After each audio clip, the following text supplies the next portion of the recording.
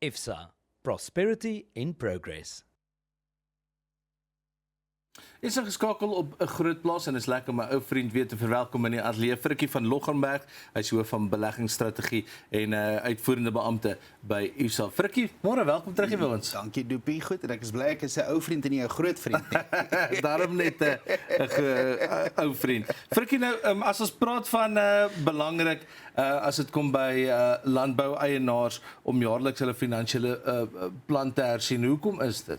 Doopie, as 'n mens nou eenvoudig gaan kyk hoe dinamies die landbouomgewing is en vir my is altyd 'n boer of 'n landboueienaar is altyd vir my die grootste 'n vorm van geloof om klomp geld te vat, in die grond in te sit en die dinge gebeur van daar af. Nou, jy dinge wat so buite by jou beheer is, jy het insetkoste wat verander in pryse. Dan het jy as alles nou in die gronde en jou oes is nou daar, dan het jy nou weerpatrone, jy het te veel reën, te min reën, jy het haal wat gebeur en dan hoop jy op die einde van die dag daar's nie back and claw of voëlgriep en daai tipe van dinge nie. So dis klomp dinge wat 'n invloed het op die einde van die dag op jou kontantvloei en natuurlik op jou batewaarde.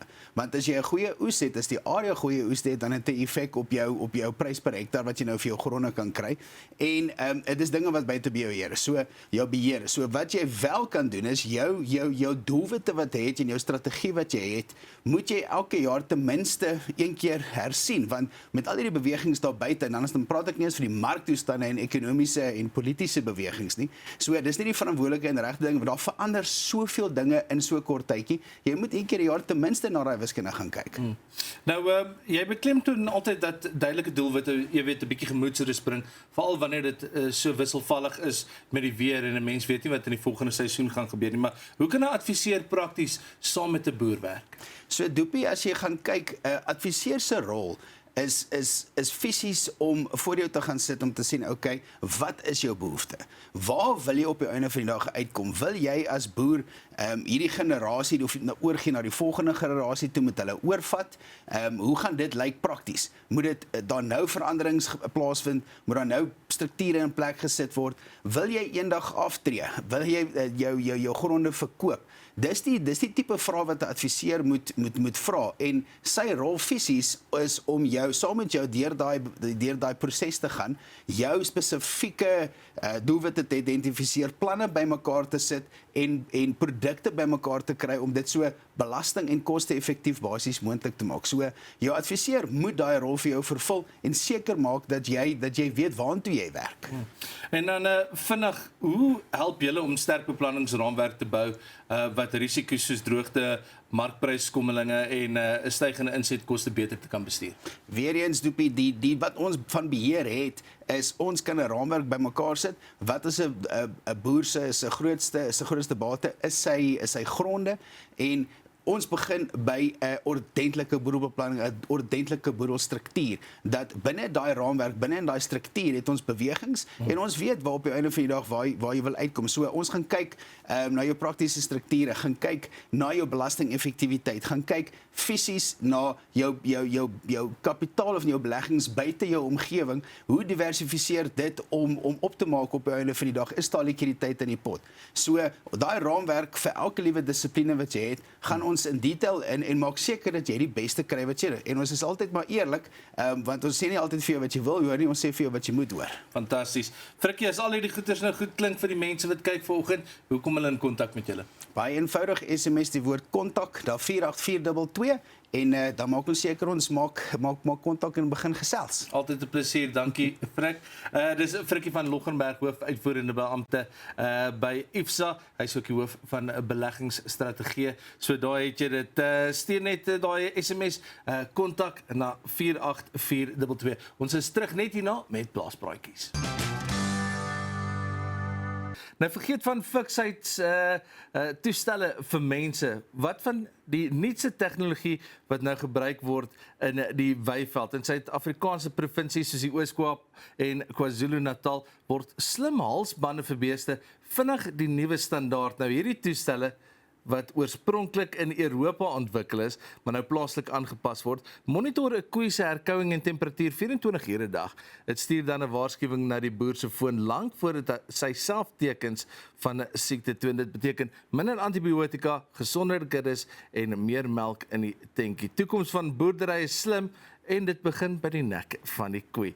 Nou, TikTok is nie net eenvoudig vir dansvideo's nie, dis ook vir bietjie plaaslewe. Vir 'n nuwe generasie Suid-Afrikaanse boere is dit nou 'n kragtige bemarkingsmiddel. Van die mielielande in die Vrystaat tot die wingerde van die Boland gebruik jong boere hierdie hitsmerk #FarmTalk om die realiteit van die plaaslewe met miljoene mense te deel. Nou, hierdie digitale pioniers breek mites af en wys vir die jeug dat landbou 'n moderne, hoë tegnologie loopbaan kan wees. Of dit nou gaan oor plaasveiligheid of die nuutste stropertegnologie, die selfoon het baie vinnig een van die belangrikste werktuie op die plaas geword. En dan, vir al die mense wat gewonder het, hoe gaan ons boer in die stad, hier is dit nou, met eierpryse wat die afgelope jaar die hoogte ingeskiet het, neem Suid-Afrikaners sake in hulle eie hande. Nou, die konsep van hier 'n hoender is nogals interessant, wat oorspronklik in Amerika vlam gevat het,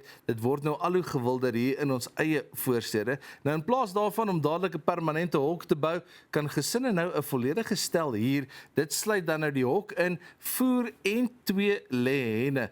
Dit is die ideale manier vir stadsjapies om te proe aan die plaaslewe sonder enige langtermyn verpligtinge. Nou, in 2026 is die nuutste statussimbool in die agterplaas nie meer hoe groot jou swembad is nie, maar 'n vars organiese eier. Dit is plaaspraatjies vir vandag. Ons maak volgende week Woensdag weer so, en bly ingeskakel. Ons gesels met regsadviseur James Pretorius oor wetlike aspekte rondom nagtelike werksure net hierna.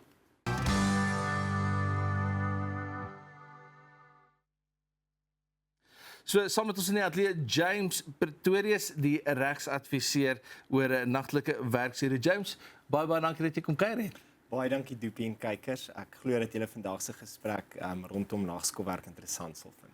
So, kom ons skop af met wat word volgens wet as nagtelike werkskof beskou? Ja, nagskoolwerk word in terme van sektorale vaststelling 13 gedefinieer as werk wat na 8:00 die aand en voor 4:00 die volgende oggend verrig word. Dis belangrik om kennis te neem dat hierdie definisie eie aan die landbousektor is. Dit verskil byvoorbeeld van die standaardposisie in terme van die wet op basiese diensvoorwaardes. Nou, mag 'n werkgewer 'n werknemer verplig om in die aand te werk?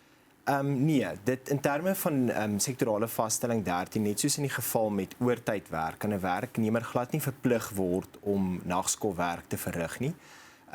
Daar moet vooraf toestemming wees aan die werknemer se kant om nagskoolwerk te verrig, en ons adviseer gewoonlik dat daai toestemming vervat word in die werknemer se dienskontrak. So, die grootste vraag met nagskof natuurlik is vergoeding of toelaag. Hoe moet dit bepaal word? Ja, so sektorale vaststelling 13 gee vir ons duidelikheid daaroor. Dit bepaal dat vergoeding minstens daar 'n nagskof toelaag van minstens 10% van die werknemer se normale daaglikse loon van toepassing is. Anders as die posisie in terme van die wet op basiese diensvoorwaardes, kan 'n werkgewer nie vir 'n plaaswerker addisionele verlof aanbied in steede daarvan om hierdie nagskoftoelaag te betaal nie. So dit is verpligtend. Is dit iets wat 'n mens vooraf in jou werknemer se kontrak moet inskryf, dat daar mag vereis word van tyd tot tyd, mits daar natuurlik gesê word of geëis word dat daar nodig is vir nagwerk, maar moet dit in 'n kontrak ingeskryf word?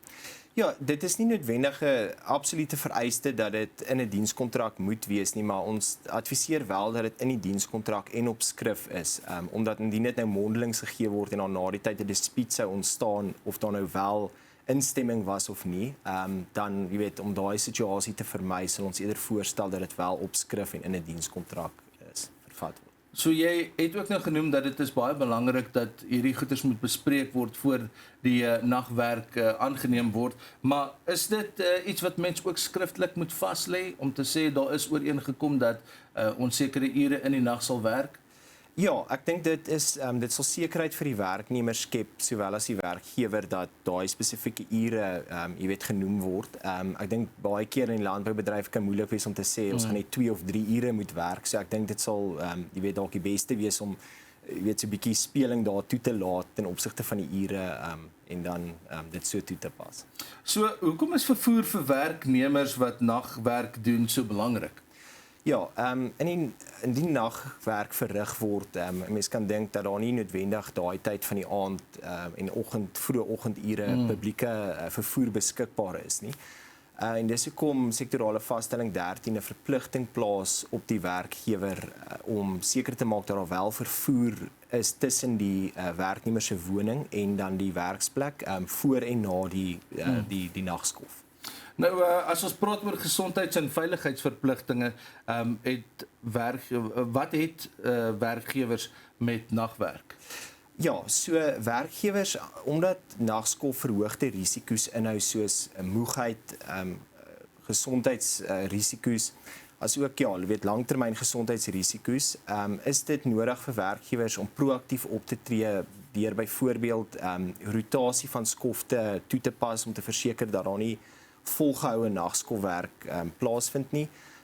Asook om te verseker dat daar voldoende rusperiodes is in daardie nagskofwerk. En dan laastens om ook opleiding in moegheidsbestuur en veiligheidspraktyke aan werknemers te bied. So wat moet gebeur as 'n nagwerker werknemer se gesondheid wel beïnvloed? Ja, so indien daar wel 'n geval is waar daar werknemer se gesondheid beïnvloed word, dan sal ons werkgewers adviseer om jy weet professionele mediese bystand advies te versoek, asook professionele regshulp in te win. As indien moontlik om dan ook die werknemer oor te skakel na toepaslike dagskof. Ja, dit is basies die advies wat ons aan werkgewers kan gee in terme daarvan. En dan, wat is dan die grootste risiko vir werkgewers wat nie nagwerk reg bestuur nie? Indien nagwerk nie reg bestuur word nie, is daar risiko's, jy weet wetlike risiko's wat dit inhou vir werkgewers, byvoorbeeld as daar ongelukke sou plaasvind en daar ondersoeke sou wees deur die departement van arbeid of ander owerhede, jy weet kan dit moontlik lei na eise teen die werkgewer.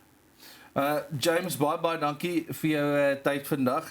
James Pretorius is 'n regsadviseur om met ons te gesels het oor die wette rondom nagtelike werk. So as jy 'n boer is en jy gaan bietjie laat in die aand en moet werk in die velde, dan het jy dalk nou 'n bietjie 'n beter idee van wat om aan te pak. Dit is Groot Plaas vir vandag. So op dit lekker saam met ons gekuier en dan kuier ons weer môreoggend saam.